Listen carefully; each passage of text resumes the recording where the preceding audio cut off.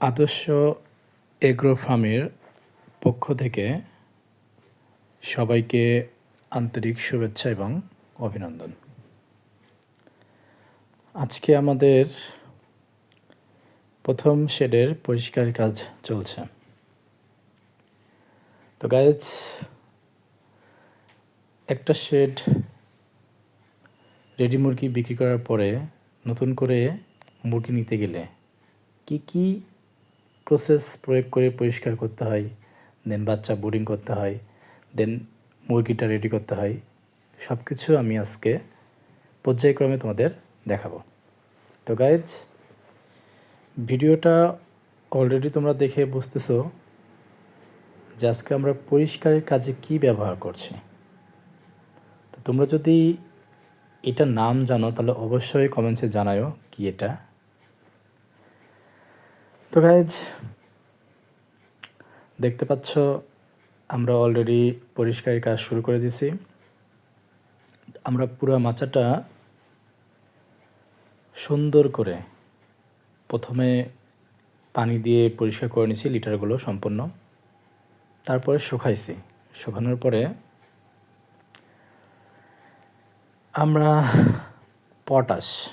এই পটাশটাকে পরিমাণ মতো বালতিতে ভিজিয়ে দেন এটাকে আমরা পর্যায়ক্রমে পুরো মাচায় ছড়িয়ে দেব। তো এই পটাশটা কিভাবে প্রয়োগ করতে হয় এটা যারা খামার করেছ তারা অলরেডি জানো, আর যারা নতুন খামারি আছো তারা আমার এই ভিডিও থেকে অভিজ্ঞতা নিতে পারো। পটাশটা আসলে যে কোনো মুরগির ওষুধের দোকানে বা ফার্মেসিতে গেলে পাবা, বা অন্য কোথাও সারের দোকান বা ওষুধের দোকান গেলে তোমরা এটা পেয়ে যাবা। তো এখান থেকে নিয়ে এসে দেন পরিমাণ মতো পানিতে গুলিয়ে তারপরে সেটা তোমরা ছিটিয়ে দিতে পারো।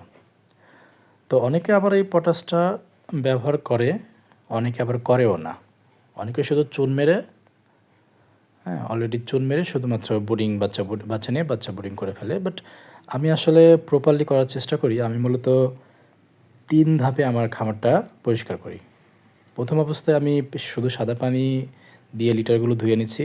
দ্বিতীয় ধাপে আমি পটাশের পানি দিয়ে ধুয়ে নিচ্ছি।